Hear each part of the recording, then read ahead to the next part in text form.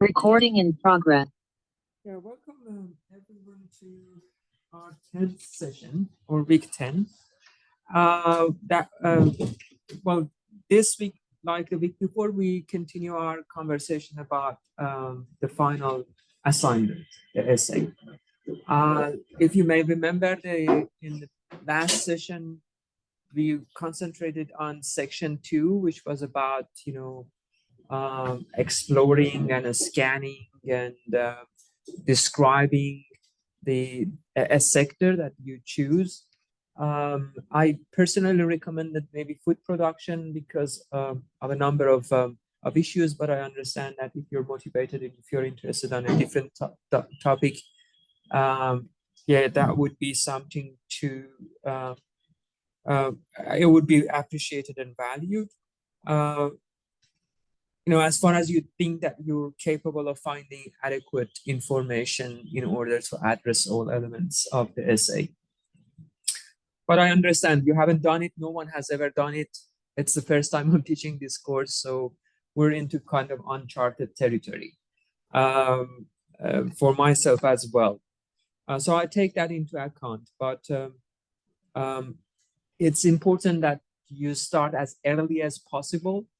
So if you find that sector too difficult, again, you don't need to concentrate on Australian context. Or if you concentrate on, or you choose the Australian context as your primary context, and there is not, for instance, enough information about some aspect of the essay, then you can say, well, I couldn't find any information in the Australian context, but for instance, in the United States, there is such and such, or in Europe, there is such and such, or in Asia or China, there is such and such. So we don't need to be too strict in terms of just sticking to one geographical context. It could be just a region, it could be just a locality, or it could be um, um, kind of international sometimes. So the purpose is to just to try to connect the concept to reality and put this way we're going actually to put the theory to test, but also see to what extent the theoretical lens we're using is helping us in to understand the reality. Okay. Yes. This is session 10. Again, true value versus capitalist value production and interaction. And we're concentrating on this aspect of the essay, which is section 3. Assuming that we have already done section 2, we're going to have a bit of a time, in class discussion, or if you like, group discussion about what you have done, about this bit is a bit annoying. Anyway, yes. What you have already done in terms of detecting the actors and forces in that section that you have chosen, in that sector that you have chosen. So that was what we wanted to do, to identify key actors, describe various stakeholders, etc., etc.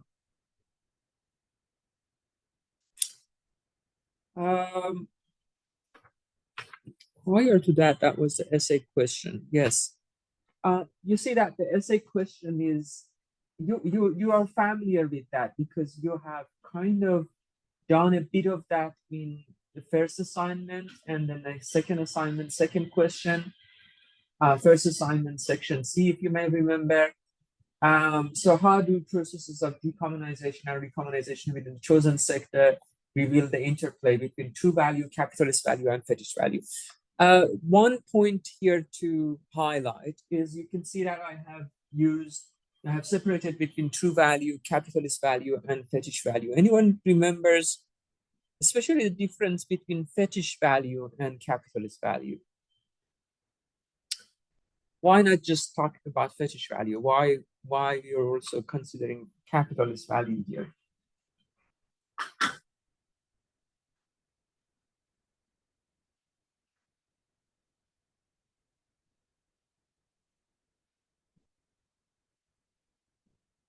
No ideas? Just guessing, maybe. Yes? I remember there was a graph where capital value was just a section of credit value. Mhm. I don't remember exactly what, but it was driven by like the whole surplus value.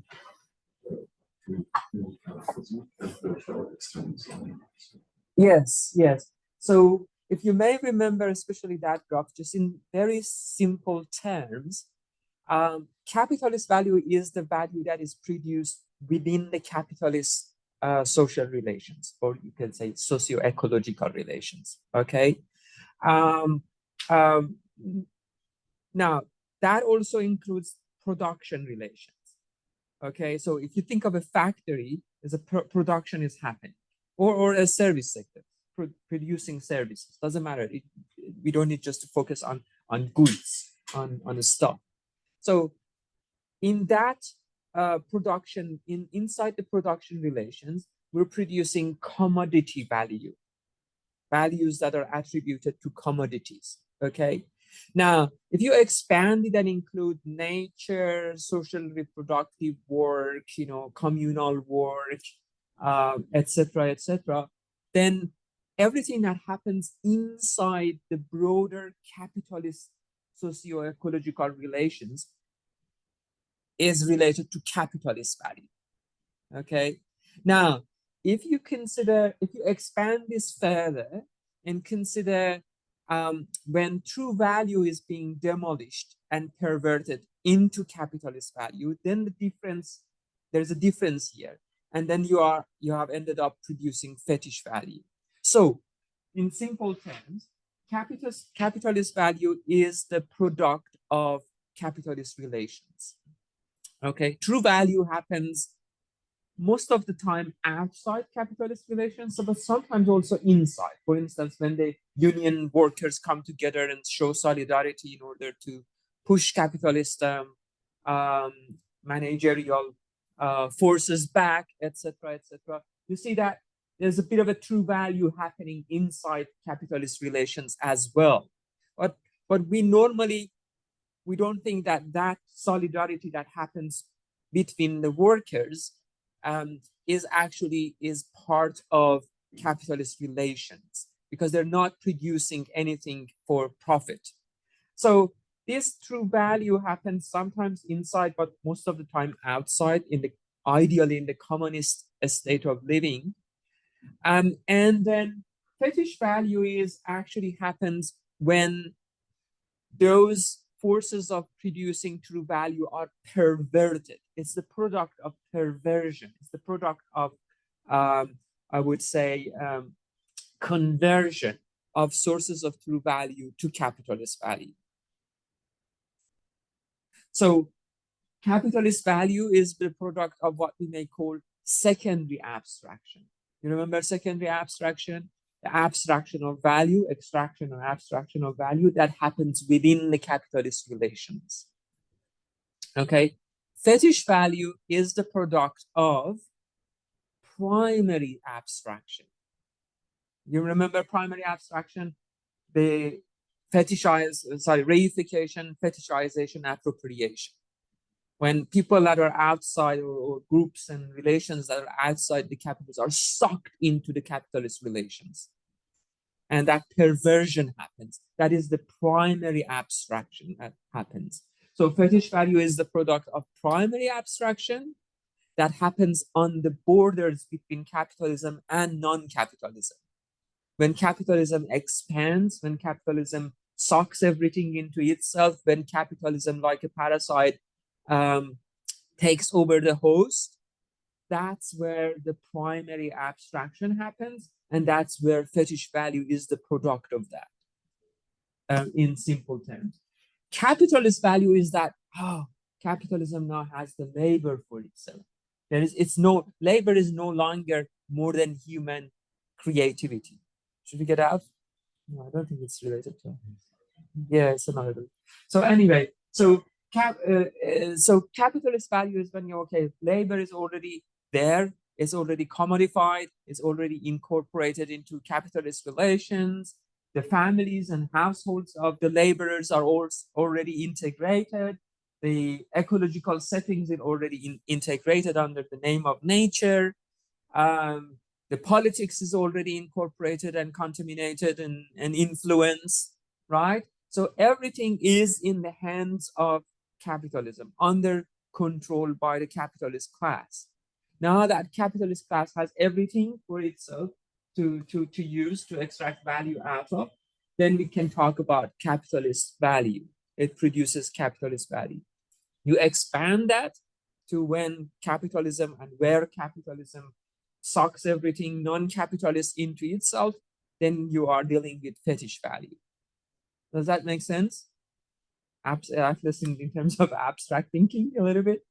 Okay. Yeah.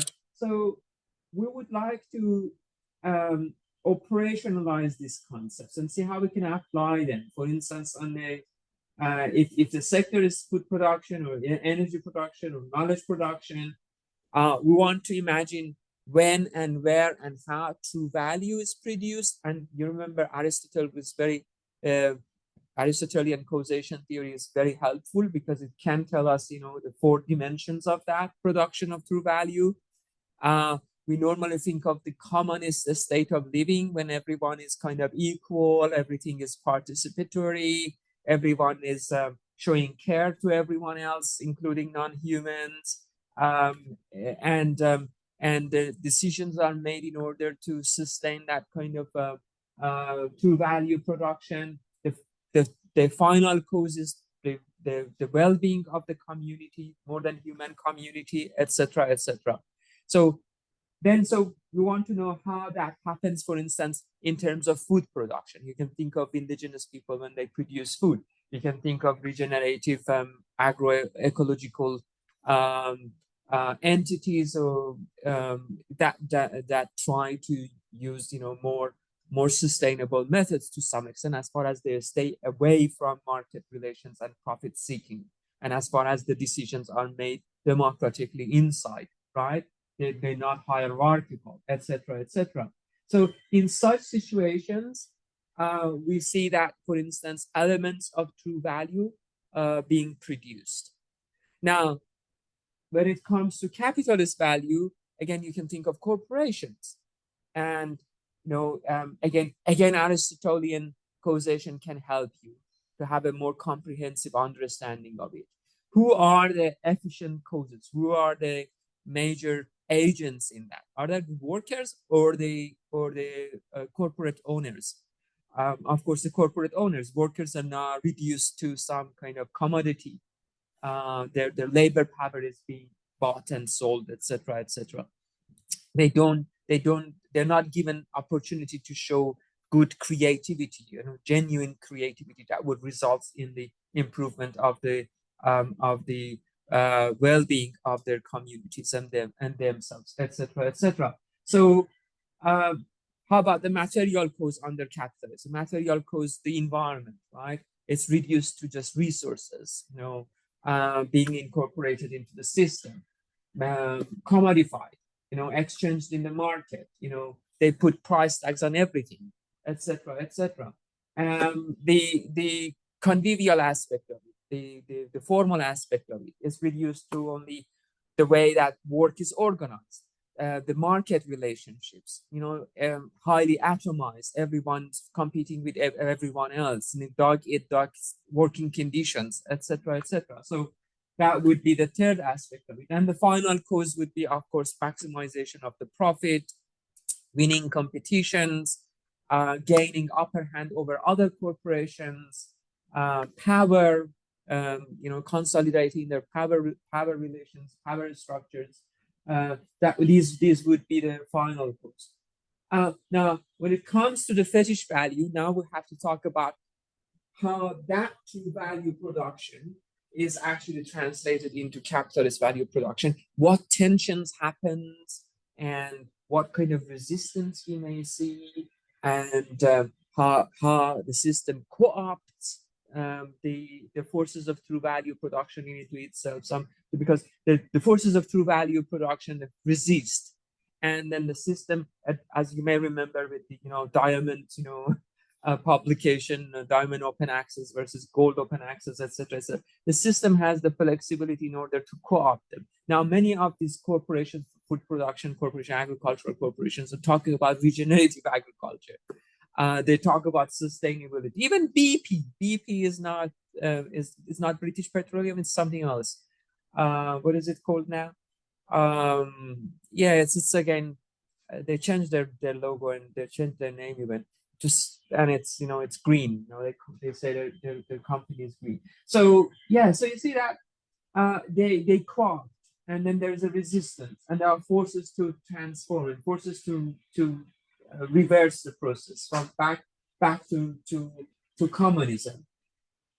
So that's an important differentiation between true value, capitalist value, and fetish value. So if you take note of that and keep that in mind, and when you write your essay, or even in conversation with an AI, you know that you how to actually educate your AI to make sure that what you are producing is aligned with the book. Because these AIs, if you use them, they're very much contaminated by the outside literature. They're not aware of the specific terminology we use. Okay, then yeah, the role of this, the critical role that they play, etc., etc. On the issue of the section 2 actors and forces, again, if you may remember, we talked about, we can talk about primary actors. Normally, the primary actors are the ones that are directly involved in production processes. Think of food production or agriculture. What are the primary producers? We don't want to list them all. Just we want to have a typology of that, a taxonomy or classification. What types of actors we have, if you may remember. Every society, modern society, is divided between at least 3 sectors, right? The public, the private, and you may say community, or you may say non-for-profit. I would say communal or community. Civil society is included. Some of those community-owned or community-controlled organizations or actors are for-profit, and some of them are most of them are non-profit, non-for-profit, whatever. So the ones that are for-profit, like cooperatives, we don't normally put them into the private because they're not privately owned. So they're not part of the private sector. We can put them inside the third sector. So at least we have 3 types of actors.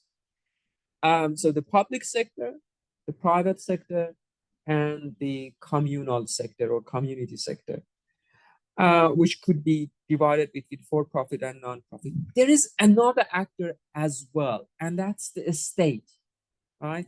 But you may say, but you already talked about public sector. Isn't that a state inside the public sector? Yes, public sector, when we talk about public sector, we're talking about the ones that are, for instance, owned by the government, like corporations or organizations that are owned by the government, and they are involved in producing value, producing food, producing knowledge, like universities. Not universities are not owned, sorry. And any government-owned organizations. I don't know, maybe the public transport. And the service they give. So that's the public sector. But when we talk about the state or government as the 4th one, we're talking about the ones that make legislations and regulations and policies. They're not directly involved in the production. So they're possibly, we can consider them as the secondary players or peripheral players. So you've got not only the government or the state, the legislative power and judicial power of the state, but also you've got banks. Banks are not directly involved in food production. but they're the ones that fund food production. They give loans, for instance. What else you can think of as the ones that are not directly involved, but they're still major actors? They could be considered as major actors.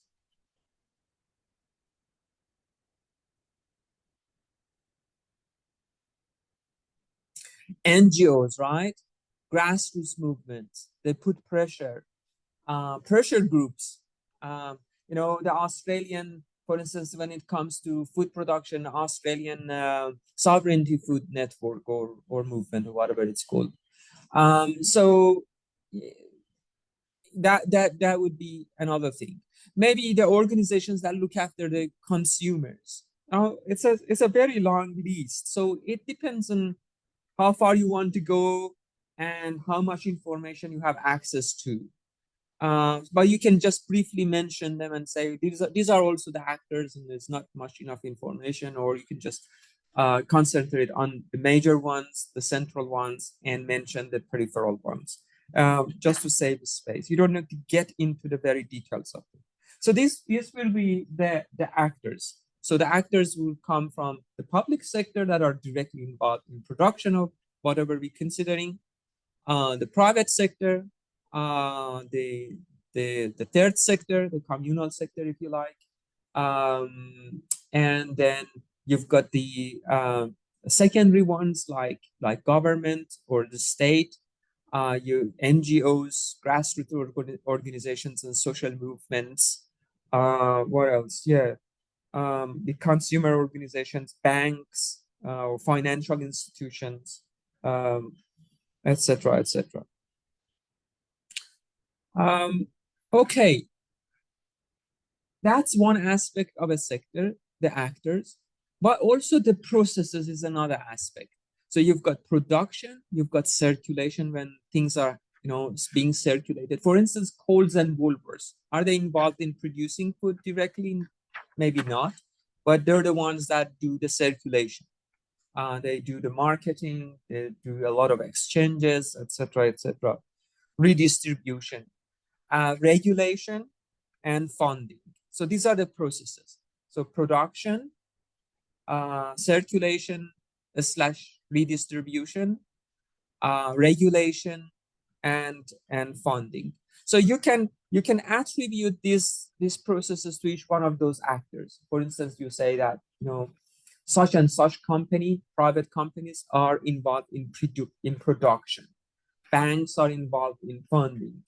Coles and Woolworths, retailers are involved in redistribution and circulation, etc., etc. Government involved in regulation. So these are the processes. We would also like to talk a little bit about power relations or power dynamics.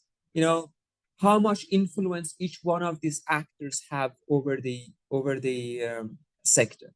Is that sector in Australia fully dominated or mostly dominated by the corporate sector, the private sector, or is that kind of a balance between public and private, and also the non-for-profit would play a significant role as well? How things are being distributed between these guys, between these actors, right? Um, how much control they have over resources. You may remember me talking about, those giant corporations, how much hectares of land they're controlling, etc., etc. The labor force, is the labor force mostly enjoying kind of a secure employment in this sector? Not very secure. Most of them are kind of precarious workers working in precarious conditions, etc. Casualized, highly casualized, full of immigrants, documented, undocumented, and also social disparities. In terms of is the sector very much dominated by heavily feminized, heavily racialized, you know, a lot of uneducated, a lot of immigrants. So that picture would actually give us a kind of a very comprehensive, very interesting. So it would be very interesting to know, for instance, the food production sector in Australia or in other country you're interested in, or the energy production. You know, what's going on, who is who, and who has the upper hand over the others, and the disparities, the sociological disparities between them.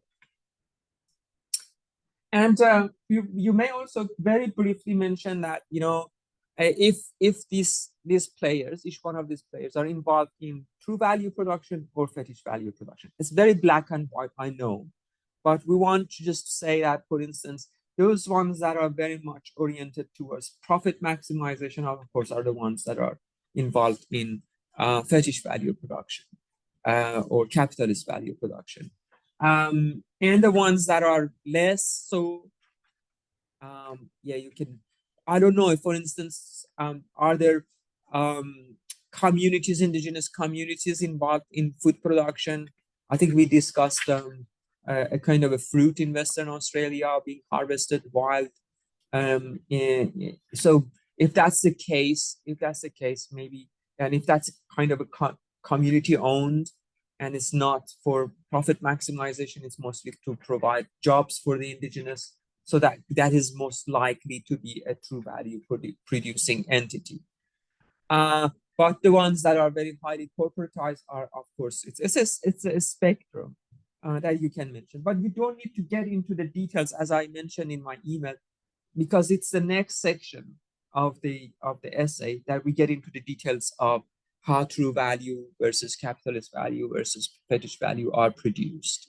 So just touch the surface here. You say, okay, well, it seems to be it's the fetish value gaining upper hand over true value, because most of the sector is dominated by such and such players.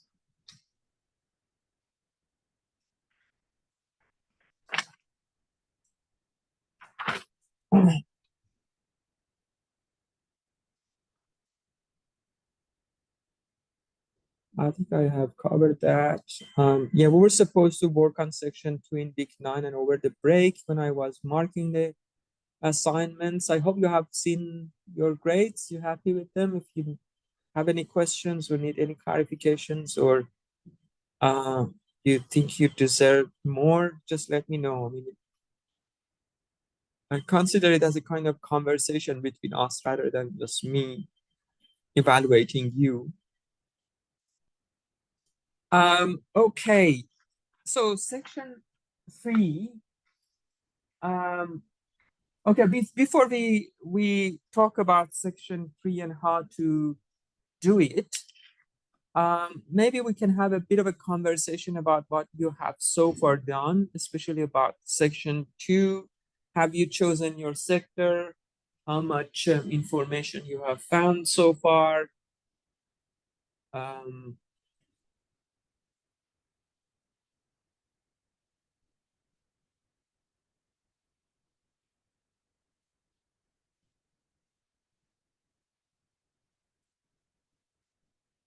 Anyone? Maybe to break the ice, maybe we can have a bit of a group discussion. Yes? Yeah. Okay, yeah, then yeah, please go. I did not start yet. Oh, you have got it. Okay. So, I was just looking for like not too much exercise because what I want to do, and I just have to ask for. Okay. Please don't take it personally. That's what I want to do. No worries. Okay, well, that's still. Oh, okay.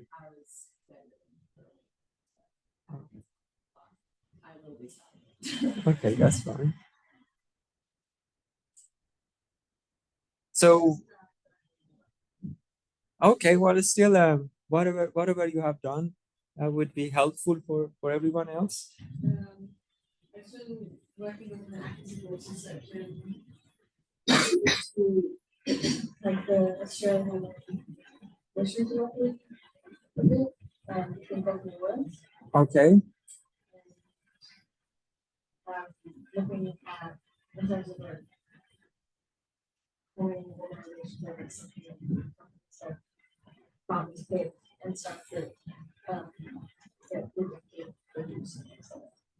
Mm. Mhm. Well, so you've been looking into this. Yeah, that's interesting. Um, yeah, I mean, the essay doesn't need to cover everything and everyone. I think that's a good idea. If you think there is enough information for you to concentrate on some players and some aspects, as far as you can answer these questions in relation to those players. An overview is necessary, definitely. An overview is necessary, but then you can. I mean, when I was doing it, I in every element of it, I realized that there are some cases that stand above others, and there was more information. You know, so Murray Darling River, for instance, is one of the cases that keeps coming up in the literature. Equals and Woolworths retailers is another thing. So yeah, I mean, you can when you address each one of those sections of the essay, you can mostly concentrate on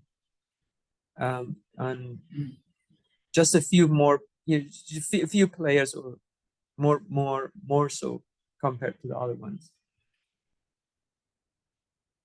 The purpose is to actually to provide kind of satisfactory answer to each section. The embedded questions in each section. Okay. I think that was good that you mentioned that.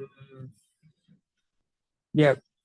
Anything else you found? Or? I mean, I haven't really done the actual writing on it yet, but in the next section of what encouraged one time that I've been looking at the introduction of a book by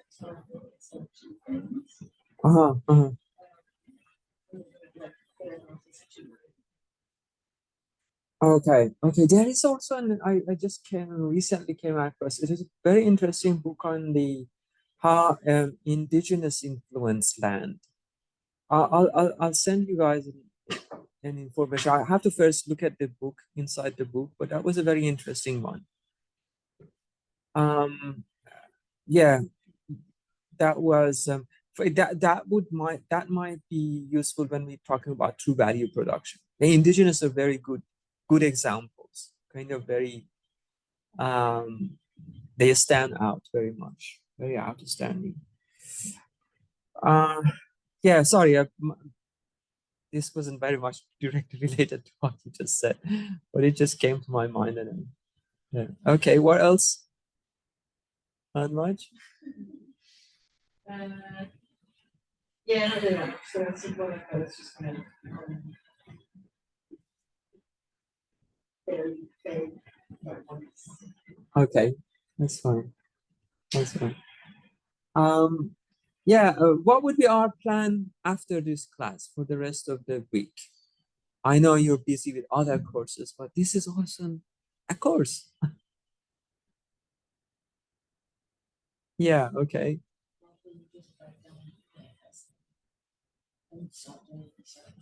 Yes, I start doing research. Section 2 would be very helpful to start with because that gives you an overview about who is who and what are they doing, etc., etc. And will make you familiar with the sector. And then the rest of it is not really that I don't think that would be challenging. I mean, you guys showed, I mean, almost every one of you showed very good understanding. You've seen it in my comments. You've shown very good understanding of the four causes, the differentiation between true value and fetish value. And you just need to apply. You just need to see how it works. And what we are going to do, we are going to substantiate what we have already learned, what we have understood about this conceptual framework, to substantiate, which means to find evidence, not just simply to back the theory up, but just also to see to what extent it works or it doesn't work, to test it as well. How useful it is. I mean, is it useful to do this, making differentiation between four types of causes and considering perversions, etc., etc. What would it be? What would this kind of treatment of reality would give us? Okay. Okay, Rory, you have something to share, please?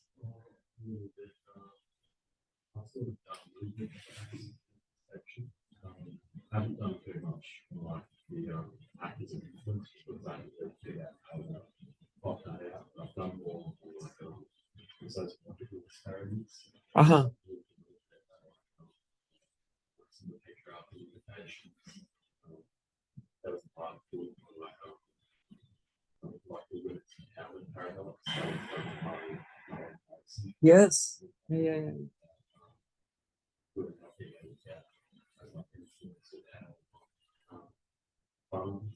Yes. And then when you do this for the second section, the overview part, how useful that kind of information would be for the rest of because you can come back to it.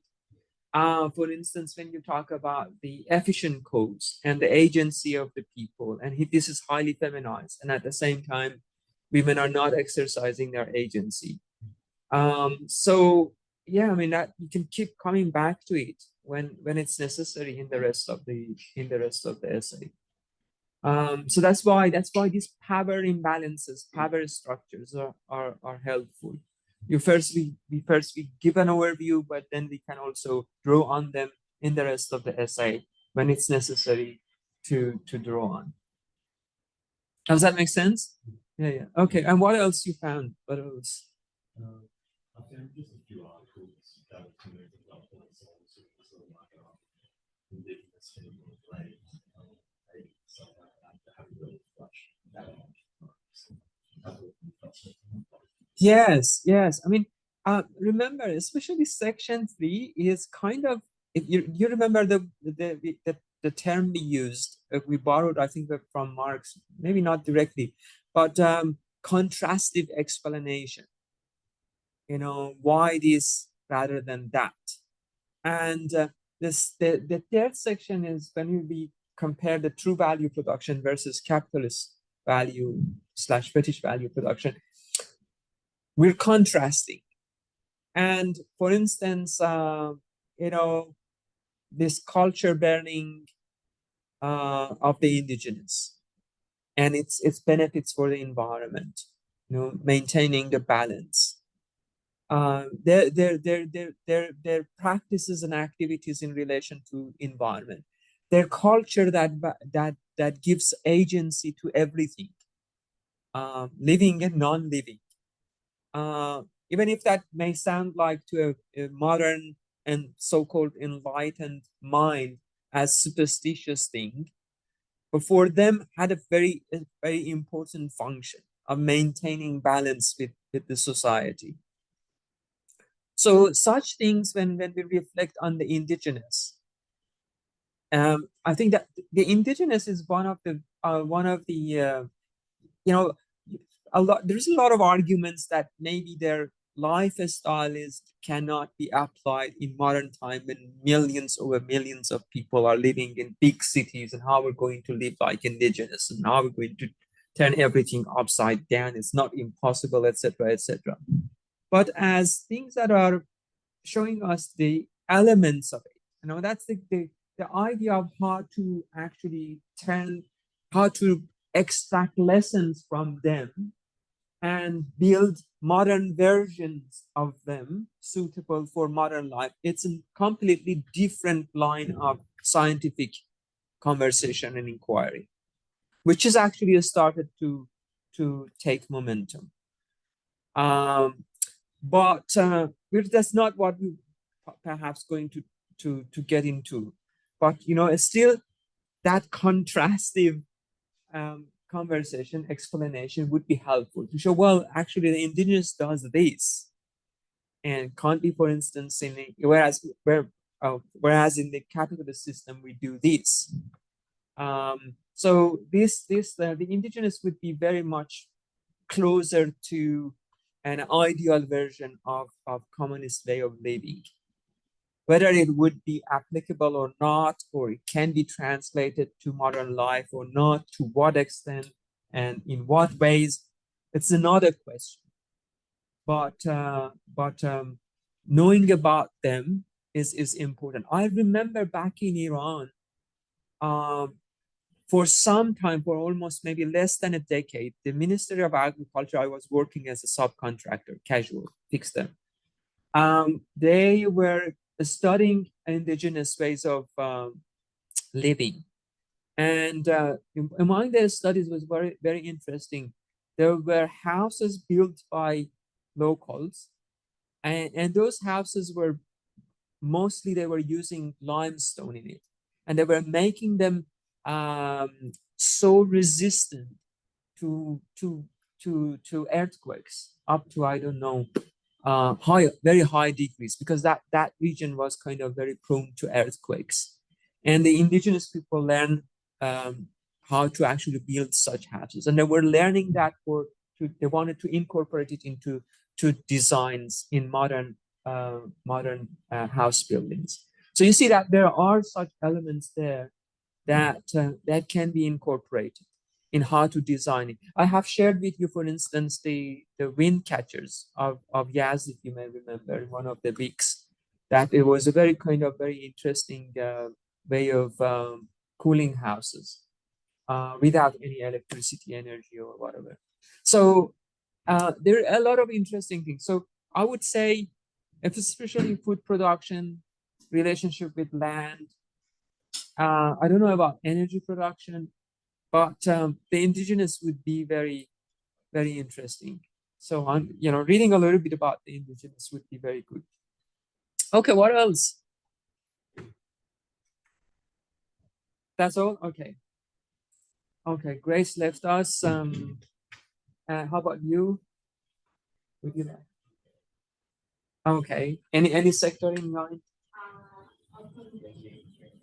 Yes. Yeah, I think the food one is I suppose there's a good amount of information.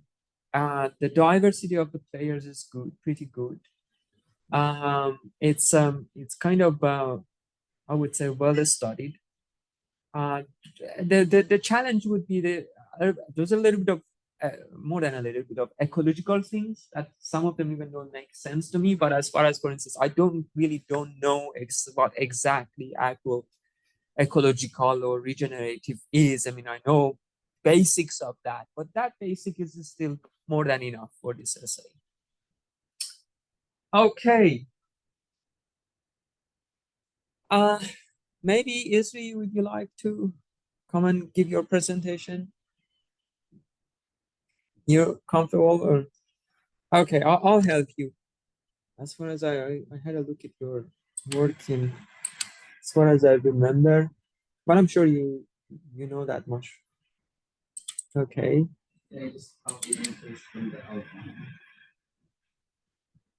Okay, yes, the one that, yeah. Oh wow, you've spent some good amount of time. No, that was just template.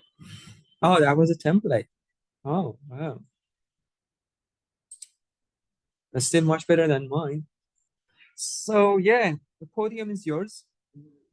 Yeah. You want to come here because you will have control over the slides.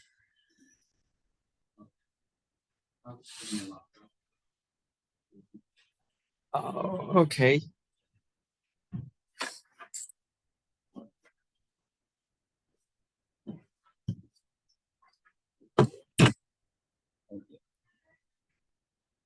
Yeah, so this topic, I actually thought of it while like in the past few weeks because I wanted to do something different from food production and I had the outline check.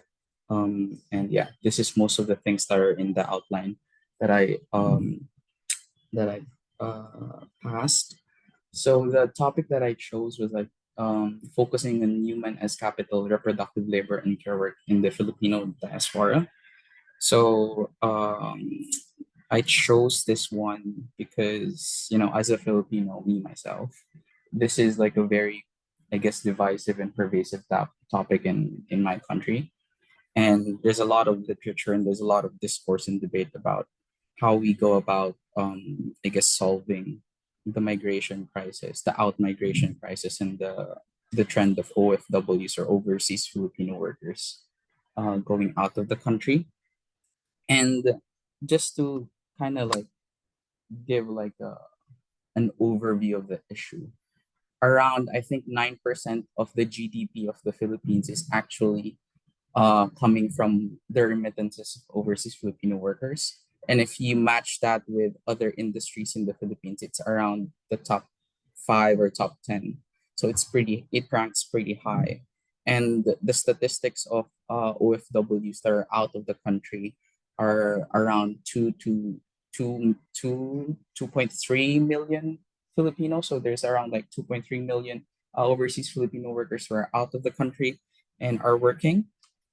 And it's also interesting to note that there's also the because of the I guess the extent of the issue or of the phenomenon. There's actually kind of like a subculture that was built in the Filipino diaspora, and it's been a recurring theme in a lot of Filipino like mainstream literature and entertainment even. And yeah, another reason why I chose this was that I thought it was like a good perspective to look at like the flip side of migration because we often think about like in the Australian context we think about Australia the as the employer to so to speak, the one who gets the migrants. But we don't usually think about the issue on the flip side, the perspective of those who are quote unquote the employees of the situation. So that's why I chose this one. So yeah, applying like kind of the metrics that was set for the essay. Some of the sociological disparities that I found in this particular topic was um the feminization of reproductive labor. So when we look at care work and social work and every type of labor that concerns reproductive labor, it's usually predominantly covered by women. And yeah, so a lot of the things or the issues in um, migration are heavily I guess women's issues in that sense. There's also a class divide that I found where a lot of lower income Filipinos tend to migrate and work outside of the country for low entry jobs because you don't need much of an academic attainment to do these jobs, and therefore it's easier to go out and easier to earn money. And some of the drivers and influencers here are firstly, there's systemic inequality in the Philippines where there's not a lot of jobs, there's high unemployment, and because of that, they see going outside of the country as the solution to to address those concerns. And then secondly, I guess this is a reflection of the systemic inequality because of those systemic inequalities that have been embedded for so long in the country. There's there's an emergence of cultural norms of like life is too hard, so you need to find opportunity elsewhere, or you need to go out and find jobs to fend for a family or survive. So yeah, and yeah, putting it in perspective with the Aristotelian four causes. So the efficient cause would be like the actors, which I would show in the later slides. But I was also thinking like overseas Filipino workers can also be the efficient cost. But on the flip side, they're also the material cost in this sense because we're looking at the labor market and how their labor is actually the commodity that's being produced. So they can be both the efficient cost and the material cost at the same time, depending on how you look at the situation. And then the formal costs would be the influencers and the drivers that I've said before in the slide before, which would be the systemic inequalities and the social cultural norms. And then the final cost would be the government the government policies and agreements with different host nations or countries regarding taking in immigrants or laborers from the country. Yeah. Yeah. So for the actors, I looked at, I think those are two, four, five. Yeah. Two, oh no, my math is not mathing. Four. Yeah. So there are four factors that I've listed there. And actually, I was thinking they can there's probably like five of them. Because when we were talking about like the public and then the state actors, I was thinking the executive branch can be another actor, which is in part of like the government agencies because the government agencies are under the executive branch. But you can also look at the executive branch as kind of like from a perspective of like an employer trying to sell their employees to host countries or host nations. So that's how I was thinking about how the president or the executive branch can be an actor in it as well. So do they make money out of that?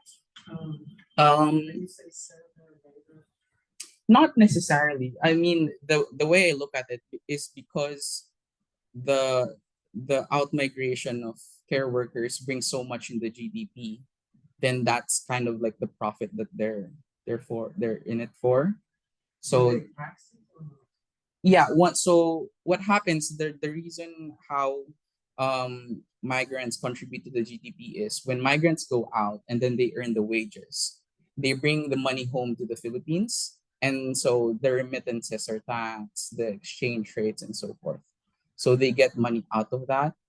And if you think about it, it's like, you're getting money from overseas, and then it's going into the economy of the Philippines. So that money is getting used to stimulate the economy. So because people have more disposable income to buy stuff and do stuff.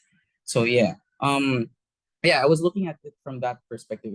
It's not like a direct profit that they're gaining, but I'm looking more of like how, yeah, the GDP is indirectly the profit that the government is It in it for. helps the economy and by doing that it helps the government Yeah. run the economy.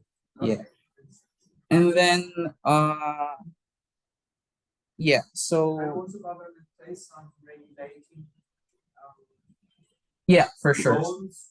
So that would be again like the executive branch. So usually when the president goes on like different countries outside of the country, they get into this like migration deals where they kind of like promise the job occupancies for Filipinos to fill. And yeah, some of the government agencies I've listed there. So again, depending on the perspective, these government agencies can be either primary actors or they can also be fourth actors like intermediaries. Like for example, the Technical Education and Skills Development Authority and the Commission on Higher Education, they are fourth players in a sense that they're just there to educate the people about care work and things like that. But at the same time, if you think about the government actually selling people, quote unquote, selling people outside, then they can also be primary actors actually. Because Yeah, when you say sell, that's a little bit strong kind of word. Is that necessary or I don't know. I guess probably it's a strong word, but the system, because for me, the way that I look at the system, if the system is pushing people to go out of the country and migrate, and most of the policies are pushing people to go out, then in a sense I guess promote would be the more safer word. Promote or encourage. But yeah, if again, depending on how you look, if you look at the country in general as a labor exporter and a recruitment agency, like a big recruitment agency, then they're quote unquote selling those labor out. But yeah, Yeah, that would require huge control over them, by the government. That would, for instance, educate them, train them, yeah, send them out, Yeah. give conditions to them. This is the amount that you have to make and bring back home, or yeah, this is that's this true. is- Yeah. If that's such thing, yeah, you can possibly use a stronger rules. But if that's something kind of mediator, regulator, facilitator, sometimes agitator, Yeah. maybe setting the people. Okay. Yeah, I would probably think about that in how I Yes. write my essay. But yeah, as far as the government agencies are, like you can see that how pervasive the issue is. There's also like an overseas worker welfare administration, like a specific, and then another specific department or government agency that's for migrant workers. So that's how big the thing is. Yeah. And then another actor is host countries and governments. Yeah. So I was thinking about domestic helpers, but I was actually thinking of also extending it to nurses as well, because it was a big thing in COVID where the government was actually trying to ban Filipino nurses from going out of the country during COVID because they were getting hired by the governments in the UK and the US who had like a huge, huge, huge shortage of nurses because of the pandemic. And then, yeah, it was a big thing. So the government tried to ban all of those out migration so that they can stay in the country. But yeah, so Filipino domestic helpers are also like a big thing. And most of, if you think about the top four countries, they're mostly in the Middle East. Yes. So a huge issue with that is, I guess the conditions of how they treat like women predominantly who are domestic helpers in those countries. There's a lot of abuse. Like in a year, you would hear like a lot of news about a domestic helper being killed Yes. or yeah. Okay, it would also be Abused, very yeah. interesting to know who are the ones inside each one of these countries that employ these people. Are they mostly families, rich Yeah, families? the rich Rich families. families. Okay. And So they're part of the social reproductive labor yeah, in those countries. yeah. Yeah, okay.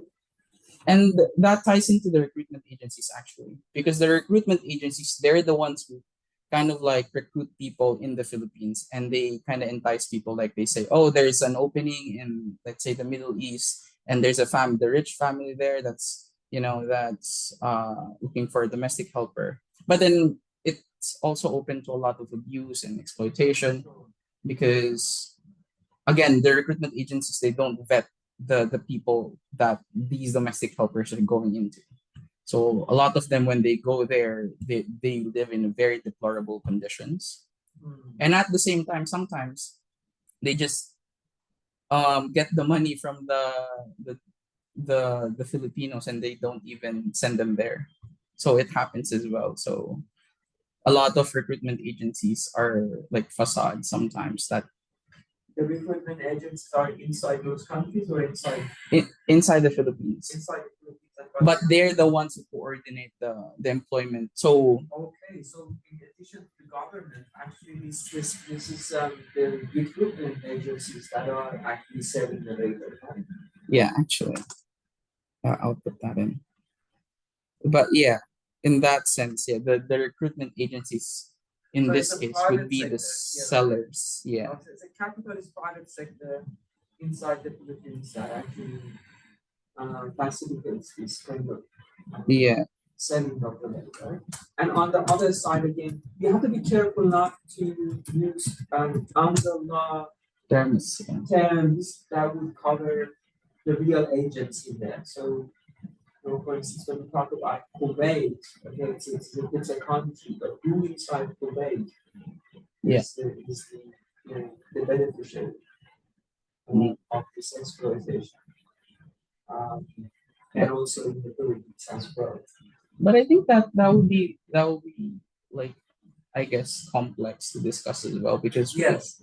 for example, if you look at this particular country, like the one that I guess has agreements with the country is the president. So like the executive branches of the governments are involved, but at the same time, there's also private sectors involved with the Sure. recruitment agencies liaising with other recruitment agencies there, and then there's also the other actor, which is like the families that are employing. So yeah, there's a lot. So it's one actor, but then if you branch it out, there's multiple actors within the country as well. I guess there must be some studies of how much they're making, how much are they trying to Oh yeah, pay for sure. back Yeah. in terms of the value, Yeah. dollar numbers, the percentages of the in what sectors are employed, Oh yeah. how much do recruitment agencies are making. As you said already, it's very much dominated by women, lower skilled, less educated. Yeah. Yeah, okay. So I mean that's a very kind of a brave decision to go for this, because when we think about the sector, we think of like food production in Australia, but this one is not, you can't really limit it to the confines of the geographical boundaries of the country.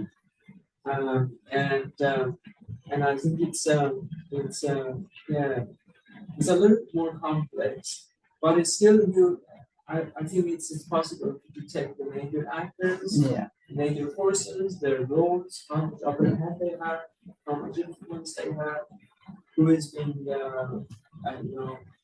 making money, who is in this group, etc. etc. Okay, getting back to the previous slide, the second slide with the four causes. I was a little bit confused why you doing it here inside the overview. Or is this something that you want to do after the overview?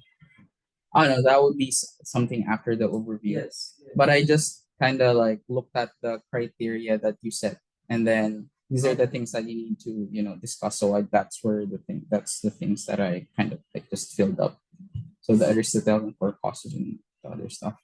Yes. The final cause is what they want to achieve.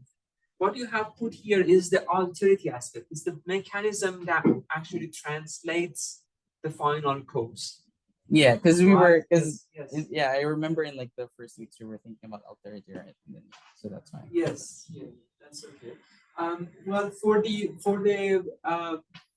Filipino workers, the final cause is just to look after their families and provide something, the subsistence for their families and themselves. For the corporations, of course, is to make profit out of them. So it differs, if you're on the side of the true value aspect of it, or if you're on the side of the fetish value. Do you have any questions so far for these three? Any comments, anything that would help you?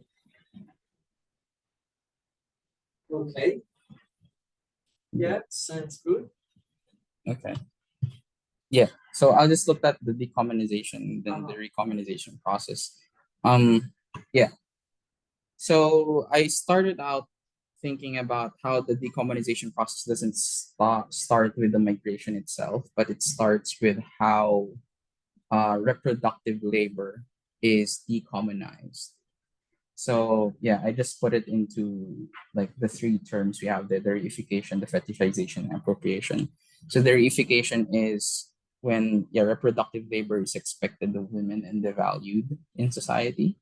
And then the fetishization is when that role of a woman becomes the epitome of womanhood and becomes the be all end all of being a woman is her reproductive labor. And then the appropriation would be the patriarchal system that kind of makes yeah, women's reproductive labor as it is right now. Yes, and we can also be a little more accurate because it's, when you say patriarchal system, it could also be non-capitalist patriarchal system. It could also be a capitalist patriarchal system. But since it's embedded in the capitalist system, then it might be better to say it's a capitalist patriarchal system. Yeah, I guess, yeah, just putting the hyphen there. Yeah. Yeah. And then, yeah, so this is what was like another section I was struggling with, Mhm. because I was thinking if there even was civilizing mechanism in the Philippines. Uh-huh. Because yeah, I know that there is a global consciousness that we need to recognize women's role in society. But at the same time, I remember when I was in like elementary, we would be talking about family dynamics and things like that in my values class. And then my teacher would always tell us that, the traditional family would be having um one breadwinner in the family, but because life is so hard, then having two breadwinner um household would be the most ideal. So yeah, I was just oscillating between those two. But I mean, they can be both true at the same time. Yes. And then yeah, so because of the civilizing mechanisms and because of the worsening systemic inequalities, then there's a reification, re-fetishization, and reappropriation. So we already know that reproductive labor is, yeah, devalued, but then it's revalued, but not in the truest sense. It's revalued in in the capitalist system. So the reification is it's commodified as an industry, and then the fetishization is the one that we were talking about before, the need the need for people to go out because it sustains their family. So that becomes the goal of going of commodifying reproductive labor, which people accept Uh-huh. to be Uh-huh. true. I think what you're doing here, maybe I'm mistaken, but this is my understanding. You are actually differentiating between this primary abstraction and secondary abstraction. So what you're calling here reification is actually, it seems to me that it's you're talking about the secondary abstraction because the labor is now, it's already, the reproductive labor is already a labor, and now it's commodified, which is exactly what happens inside the capitalist social relations, and then economized. You put a price tag on it, and you value it, in terms of market relationships. Sounds like you're talking about the secondary abstraction. Actually, that's true. No? Because Okay. I mean, until now, until you were discussing it, I'm still confused with the primary and secondary abstraction. Yeah, yeah. But then, yeah, Now that you does. can move, if you could move back to the previous slide. Um, I would be more careful. If this is the primary abstraction, I would be more careful about, because what happens here, we don't have labor yet. Mm. This is the creative power of women in their natural setting when they are not um, required to go overseas to become labor, right? So it would be nice to, for instance, conceptualize a situation where these women, whether they stay or whether they immigrate, I mean, it's not, in a communist state of living, you're not expecting everyone to be attached, fixated in a locality. People can move around freely. But actually, the way that they express their creative power as part of the community, things that they can do if they were not exposed to this kind of exploitative relationship. You can talk about that in order to make this more closer to the primary abstraction. But actually, the way it was Okay. like what with the things that you're saying, I'm thinking the reification can actually be the creative power for, I don't know. Like I was thinking more in terms of like how that type of labor is I guess delegated to women. Yes, yes, That would be the that's right. No, reification no, you phase. have to keep that. But it in fact, if it doesn't happen, you can't call it reification, right? But you need to consider a status where women's creative power hasn't become reified in order to say, nah, this is becoming reified. You know what I mean? So you need to consider in what condition this women will be in their agency, for instance, their roles, their material conditions, etc., etc., and then how that becomes reified.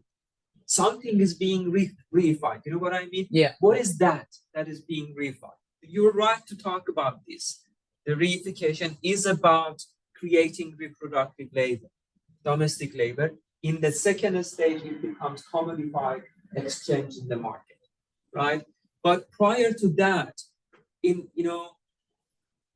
need to talk about the creative power, the creativity of this women in their natural setting, in their communal setting, when they were doing mothering of their own children, when they were part of the community, and part of the production of food or comfort for their own societies.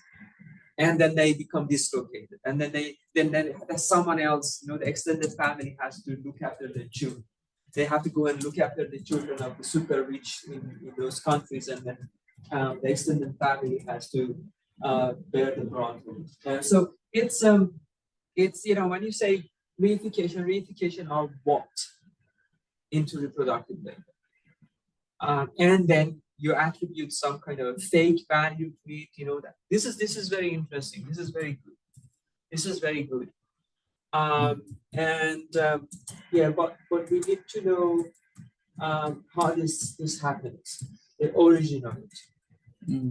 And again, those four causes would be helpful, because these women are not just women living in a community. They're very much embedded into the community, the environment, the ecology, the solidarity, the convivial relationships, and also the politics of the place. I think if we're gonna think on those terms, it would be useful to also talk about like the bigger picture, which is like how men's creative power is also reified, because in a sense they're related to each other. Yeah. Because of the reification of men's creative power, then women's creative power is also reified. Yes. Because I guess the true value would be both of those. Women and men both having the creative power to, both men and women having the creative power that is not labor. Okay, if you look at chapter 5, I think that's a very interesting point you made. Well, we assume that, for instance, in the context of the Philippine men, their labor becomes kind of reified and commodified, they become involved in capitalist value production. Yeah. Now, since they are badly shortchanged, they face difficulties in reproducing their labor power, right? So if you are well paid, if you're a male worker in Australia, well paid, or reasonably paid, you face less difficulties in terms of reproducing their labor power. There's the wage is good enough for you to buy your groceries and pay the bills, etc., etc. And that possibly lessens the pressures on the rest of your family in order to back you up. Especially when the industries are male dominated. Because the way I'm thinking about then when it's shortchanged, when you are when you are badly shortchanged in a poor country, then the pressure is again expanded on the rest of your family. Your children, your wife Yeah. have to also get involved into maybe extra work, and then their reproductive labor, because the women are um, kept uneducated, less educated, lower skilled. What they can offer is that domestic labor care. Now that care is not enough for the laborer, Filipino laborer, to sustain life for himself. So what happens then? That care provided from inside the household has to be commodified and brought into the market, since Filipino people are capable of looking after themselves, and then but the super rich guy in Kuwait or Dubai can't, because of the luxury life requires lots of domestic labor to maintain.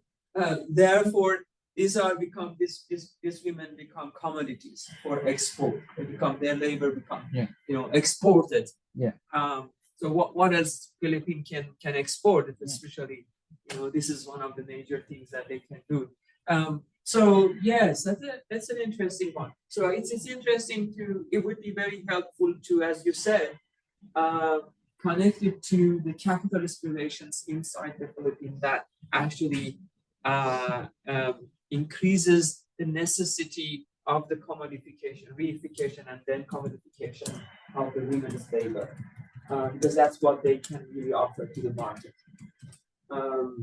That's an interesting one. I think that's a very brave one. It's a challenge for me as well, and I'm thinking of such things for the first time. So I mean, yeah, similar to what you were saying. That's why I was saying like it's important to look at the men's side as well, because you know women's creative power isn't I guess reified into labor because reified to labor because of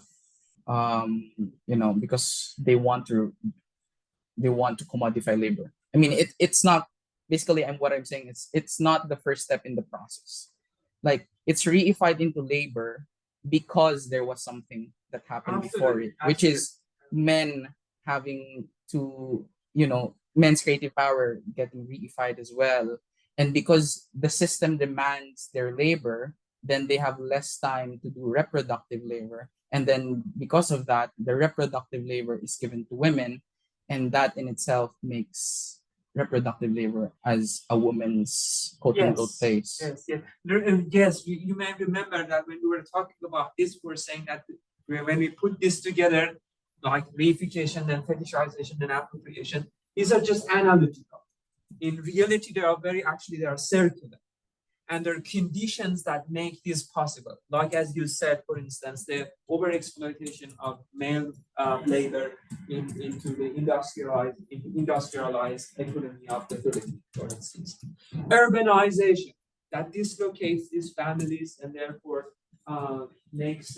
disconnects them from their natural habitats and natural ecological settings, and therefore they're not capable of sustaining life naturally and communally when they are left with their own labors to sell as the only thing they have, whether it's the industrial productive labor of the so-called male or the reproductive labor, domestic labor of their women. So therefore, I say this urbanization that happens is part of the appropriation, because you dislocate people, you move them from their regional areas, their I don't know, villages into the cities, and they become laborers. So yeah, this urbanization, industrialization. I don't know. I mean, what type of jobs men have? I mean, it could also be service sector as well. But I assume that it's a third world country very much underpaid. Yeah. Okay.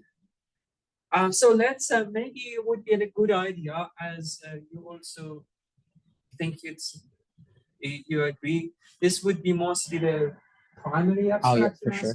The second one, So instead of adding re, you can also talk about secondary.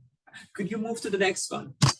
Yeah, it's okay. I mean, I don't have problems with the word re that you put here, because if you remember again in part of the chapters 5 or 6, I think it's 5, the argument is that the secondary abstraction is the primary abstraction extended. It's by other means. So again, the secondary abstraction that happens inside the capitalist relations are still it requires reification, um, fetishization, and appropriation. Okay. Next slide. Yeah. Oh yeah. So going into the recommunization. Yeah, it was, I mean, it's still difficult for me to kind of grasp how to recommonize it. I mean, I chose the topic, but I mean, I'm still thinking of it. But then, I guess looking at the tensions first, there's this kind of irony with the identity of the overseas Filipino worker. On one hand, for the state, they are human resources, which contribute to the GDP of the country, so the worker. But they're also important citizens that are part of the community, which is the Filipino part. And this is where, again, you were talking about the complexity of the issue because it's not confined in national terms. So the way I was looking at it was that the diaspora is a national concern, but it is a global issue of capitalism slash neoliberalism. And in looking at it from that lens, then if you would think about alterity, then the internal alterity would be national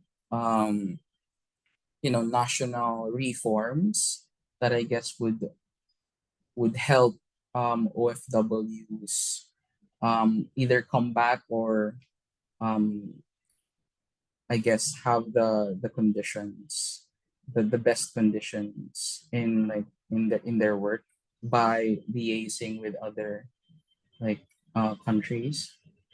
But then yeah, the external authorities changes in globalized relations that I think that is more complex in that sense because you can solve the part where um migrants need to go out of the country. You can solve that part by doing some form of changes within the country, like social policy reform, like human services, additional human services, things like that. You can change that part, the necessity for them to go out, but then you can't change the way that labor is still reified in other countries or labor is still. Okay. I think what you're talking about is if there are efforts to make things softer, more comfortable, and better for these women, I would call them civilizing mechanisms. Yeah, that's actually part of the thing that Yes, I put there. and In the I next wouldn't slide. I wouldn't call them recommunization. Recommunization is pretty strong in the sense that you would imagine or you would find.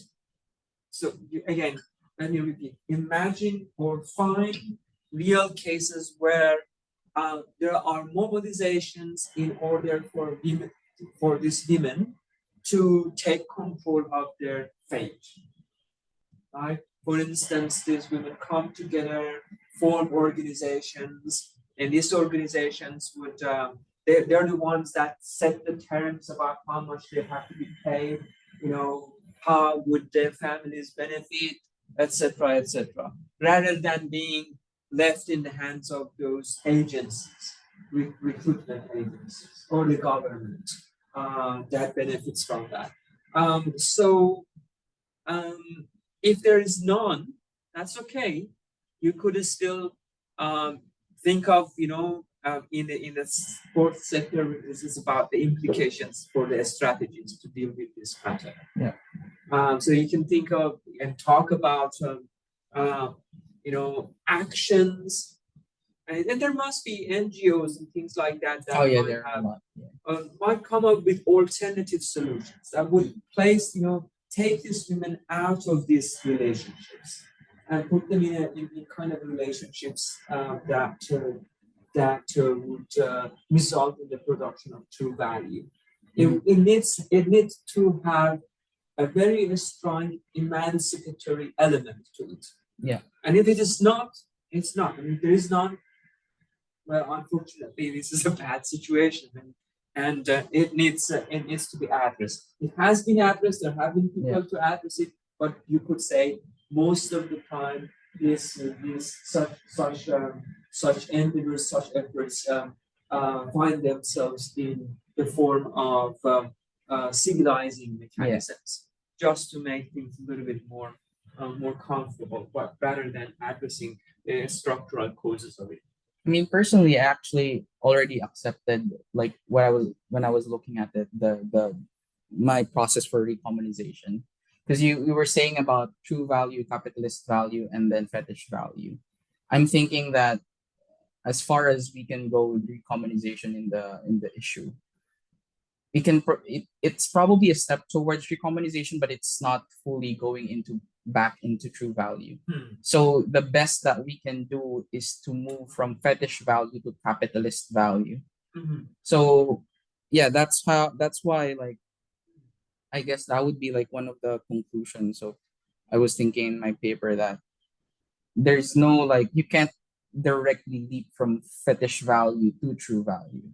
Yes, So absolutely. this pathway that I mean, the strategies and the things that I've written there, Okay. they're going from fetish value to capitalist value, because the reason it goes from fetish value to capitalist value is that you're kind of reforming the systems in place that makes it possible for women to have more agency and to have more choices on what they want to do. But then it's still capitalist value, because what if the women want to stay there? What if they still see their future there? What if they want to be a laborer there instead of coming back to their communities? So that's still capitalist value, but it's a step towards recommunization. Okay, yes, again, you may remember when we were talking about the civilizing mechanisms, we were saying that there are kind of a double-edged sword. Yeah. They, on the one hand, they make the system sustain itself, help the system sustain itself longer by becoming a little bit more humanized, I guess. But also it can also have some good impacts in the sense that it would empower women or those workers and then give them better chance to imagine a different way of doing things. So as far as those women, as far as those workers or whatever, do not see this as just adequate, and they would see it as a step, as you said, kind of a transitioning towards something better or different. It could be a double-edged sword. Yes, we don't demonize reform. We don't demonize the so-called civilizing mechanisms. I mean, I guess that's why I also put there, this does not mean settling for less, but being cognizant of a better standard. So it's more of like the contrastive explanation of Marx, where you kind of see that the solutions that you're gunning for, they're not really, changing the system, but at least you're cognizant that we're not settling for this. We're just doing this as a first step, and then we're gonna, think of other ways to move towards recommunization. And If such an intention exists, yes, we can talk about that. Yeah. But remember, again, we have two types of the struggles. One, the struggles over the distribution of values. What you're telling me here is more about, the civilizing mechanisms, about the struggle over a better, fairer redistribution of values. The second struggle is over what should be considered as value, right? And that second struggle is the ones that make communism happen, possible. If that struggle is not there, well, maybe we could say that is the missing link, that is the missing element. But still, we acknowledge the first struggle when things done fairer, the redistribution of value is done fairer. less exploitation, of course, it would help the oppressed, the exploited, to find better chances to become a little bit more empowered in order to go for the second struggle. Yeah. Over how to define value, what kind of value we want to produce actually. Because yeah, I think this is the reality actually in most of the issues and concerns of like, especially in third world countries, where yeah, we can idealize about recommunization, but then the steps to go there, there's so long. It's like shopping list that's so long, and Yes. that's why, yeah. I mean, again, I do agree it's a civilizing mechanism, but then the idea, the framework of the communist perspective gives us like something the ideal as something to look forward to, like okay, this is just the first step, that we're not going to settle for this, and then we're going to you know do something that's better, or not really better, but an alternative to the current situation that does not value capitalist value but values people themselves. Yeah, so yeah, that's kind of like the struggle with that part. Oh, oh yeah, those. Okay, yes. Yeah, the D ones. Yeah. So the way I looked at recommunization, but again, yeah, being cognizant and aware that these can be all well be part of like civilizing mechanisms, but these are just steps towards recommunization. So I guess instead of saying recommunization, I could say like towards recommunization.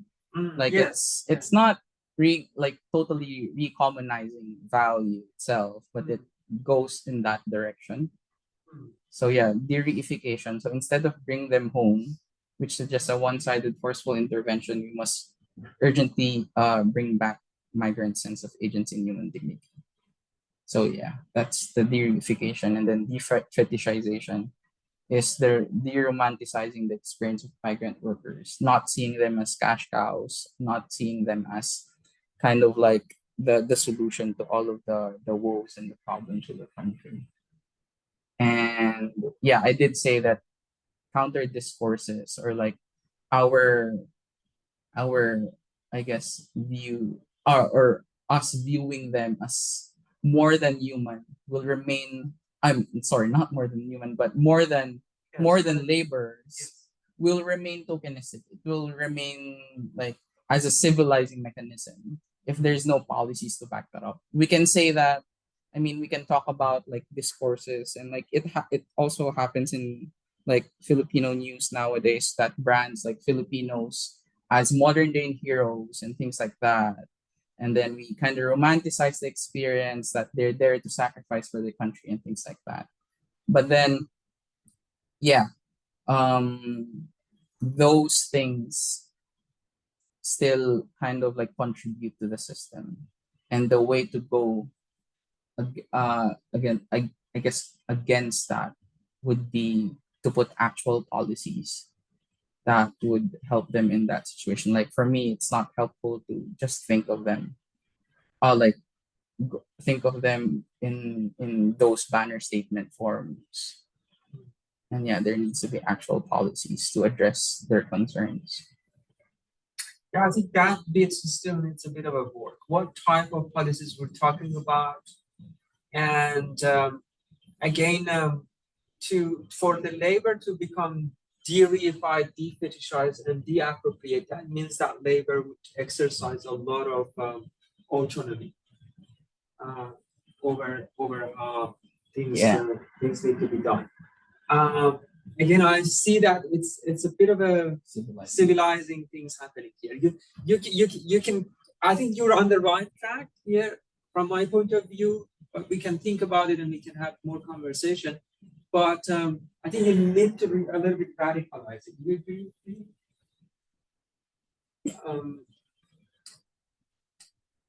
Yeah, they can still, all of this can happen within the capitalist system. Yeah. So again, that's what I was like saying. Like, it's not a total return to true value. It's from fetish value to capitalist value, and then after a return to capitalist value, then it opens the possibility. So in here we're talking about the secondary de-reification. Yeah, so Secondary de-abstraction. But we also need the primary de-abstraction. actually that's true. I think that that's also something that we need to discuss with recommunization. It can't be like decommunization and then recommunization outright. There should be the primary abstraction and then the secondary abstraction, which leads to recommunization. Let's pose this question to the class. I see that everyone is kind of getting sleepy. What would be your solution to this unit? The most radical. And try to make it as feasible as possible. Yeah, so that's the hard bit. It's like thinking of radical ways, but then it needs to be feasible. Yeah, it needs to be feasible. Which you is always have this problem with capitalism. You always. But then if it's an feasible, alternative that is not feasible. yeah, but I mean if it's feasible, then it means it works with the system. Then it's a civilizing mechanism. Yes. Yeah. So like No, that's step by the yeah, step that's by the step. So what would be your solution for the Filipino women who are being exploited overseas? What kind of alternative way of system you think would help them or liberate them?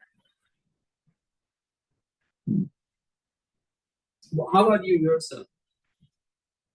I mean honestly I can concede to the fact that I don't I see you're not comfortable with bringing them back home. No, because I know like based anecdotally, I guess. Like and for sure there would be literature on this.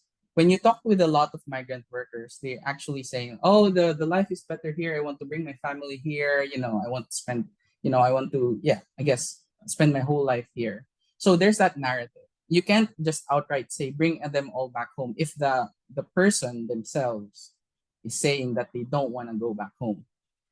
So Yeah, because the home is not comfortable. The home has made them go out. Why they should come back? So maybe the home needs to be changed a bit. But then I guess, but then again, if you say just bring them home, then for me it's very one-sided because you don't really know. You can't really speak for all of the OFWs. That's why I was like trying to mitigate between those two discourses of like people who want to come home and people who don't want to come home. And I'm just saying, okay, if there are people who want to come home and don't want to come home, then we'll just make it easier for you to come home if you want to come home.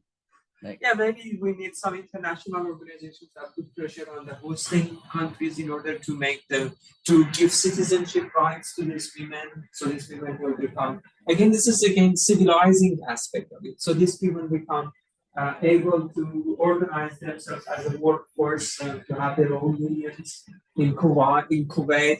When even Kuwaitis themselves don't have unions, I'm not sure how would that work. But still, you're benefiting from this. Their labor, you have to give them some kind of a citizenship status or something. But then again, to liberate them from that system, the system is still there and it needs cheap domestic labor to benefit from. So why they would do this, for this women and say, okay, if they're going to become costly, if they become politicized, why we should have them here? We could use our own citizens. Or we could go and find maybe from other countries, Bangladesh, India, you see that's we're kind of very much entangled into capitalism. I mean, I can definitely go with like what you were saying about why not just fix the home so that they would have, the, I guess, motivation to go back home, because who wouldn't want to go home if they know that their home is secure, their home is safe. But then if I propose that in this paper, then I need to kind of like overhaul the whole Philippine system and like, okay, here's the things you need to do with education, employment, and things like that, social security, healthcare. Because for you to fix the home means a lot of things if you're looking at it from a national scale. Yeah, a lot of things, a lot. So I mean, I can definitely say in the essay that maybe you don't need. Maybe you just say, well, this is so structural, so deep that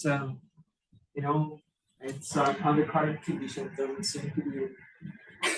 I think that's your Achilles heel.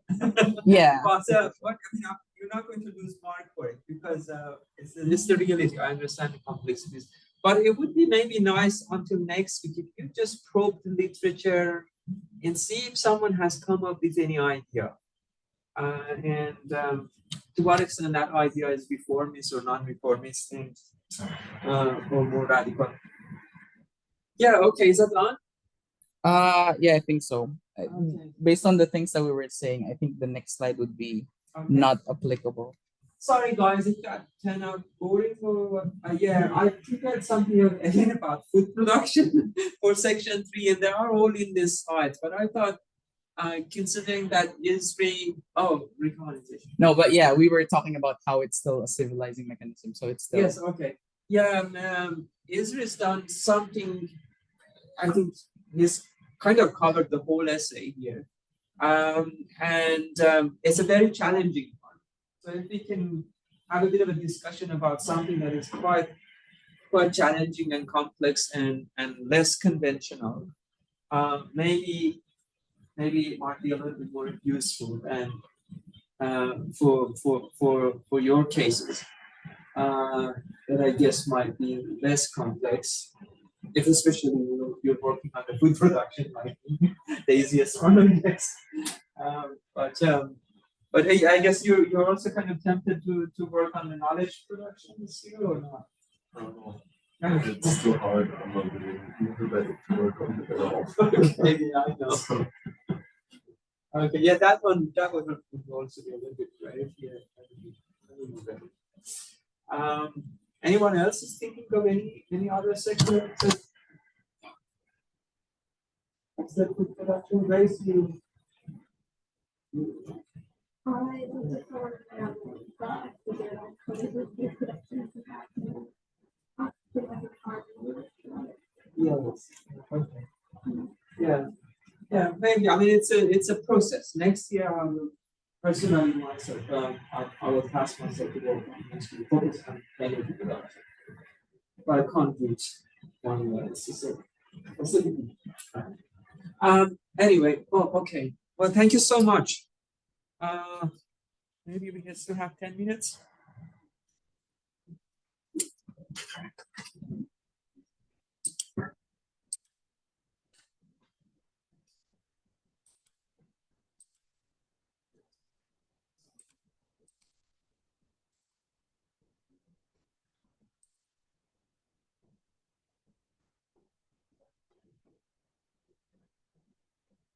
Okay, so section 3, again, as I said before, again, it's contrastive, true value production.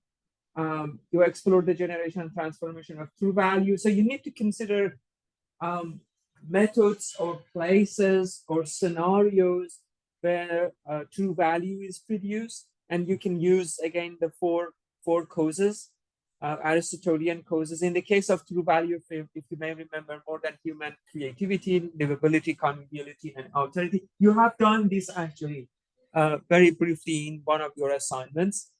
I think it was the first section C, maybe first assignment. Again, when it comes to the fetish value, examine how capitalist producers extract fetish value through the process of primary and secondary abstraction, perverting the potential. Again, you have done this kind of very briefly. The extra twists for the essay would be, again, when you talk about decommunization in that sector, for instance, food production or energy production or whatever, think of privatization of resources, the precarization of the work, for instance, the shifts from communal ethics of care, and things that actually transform true value to fetish value. So these are the processes, infra processes that happens. We have new things, for instance, that have become discussed more often, more recently, like gig economy, again, precarious work, automation, AI, if they're applicable to your case, to the extent that are applicable to your case. When talking about those decommunization. You see, we talk a little bit about these mechanisms, and also legislative and policy changes. How would they favor the capitalist power relations versus the true value production? And then they, are like usually trying to find the strategies for resistance and restoration. That would be the fourth section, and then finally the conclusion. Again, if you guys spend some time and bring your ideas, I'll be more able to help you with, or if you can send it to me as your drafts or plans, that would be helpful, because I can give you some general ideas here, but I'm not sure how that would if turn out to be for you. Yeah, again, I think this is what I sent you by email. Start with an overview. This was about the second section. And the rest of these slides are actually these are my work in section 3. And I tried to do the section 3 myself. So mostly the first bit here, the true value production versus the fetish value production. I haven't dealt with these twists here, but so far. So as you can see,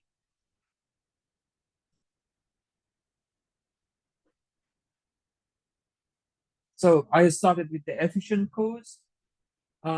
In the case of true value production, it would be more than human creativity.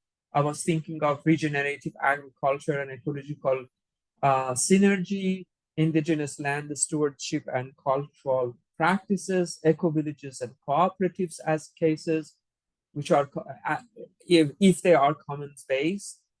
And biodiversity and creative power, water and soil as active agents.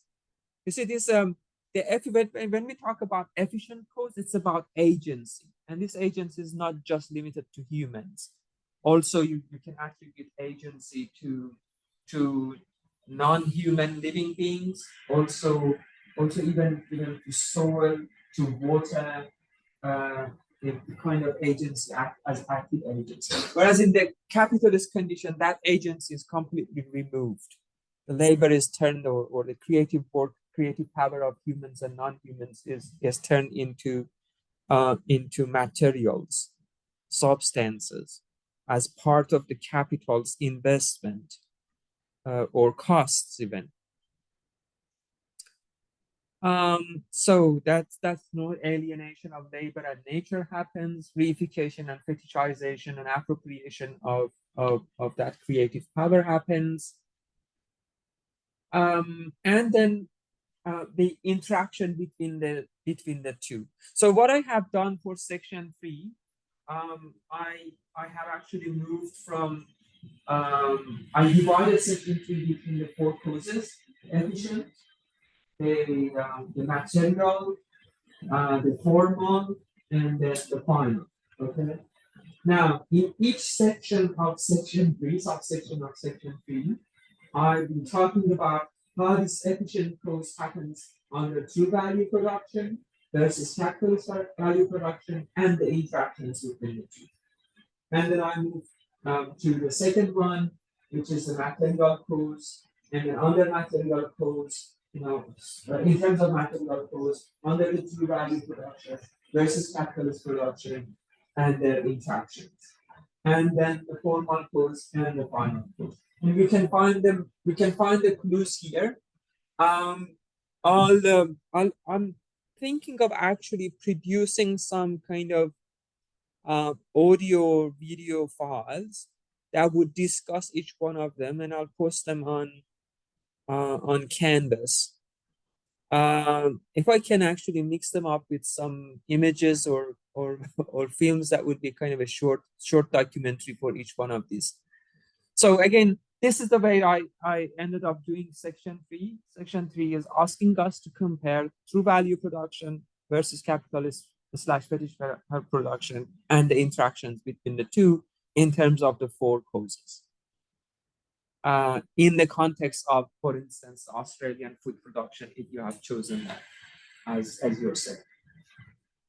Okay, can I count on you and beg you to bring something like what maybe it is not even as advanced as that one, a plan, any idea, section 2, section 3, whatever.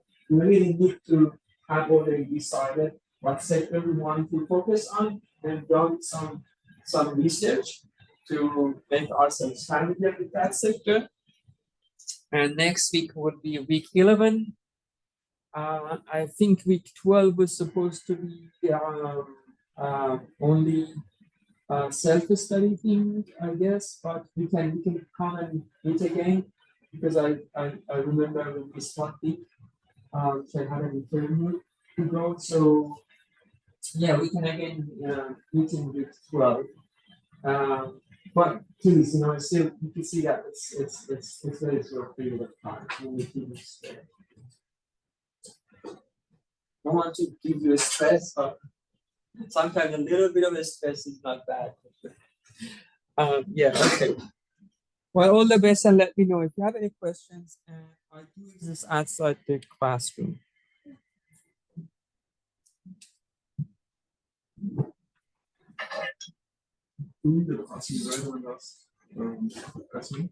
Sorry?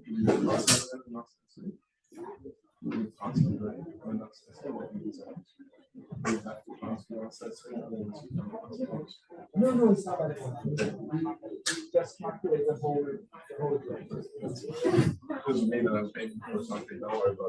Yeah, no, don't worry. Thank you. You can even decide not to submit it. I need 7 out of 40 points. No, you're doing very well. You're doing very well. Yeah.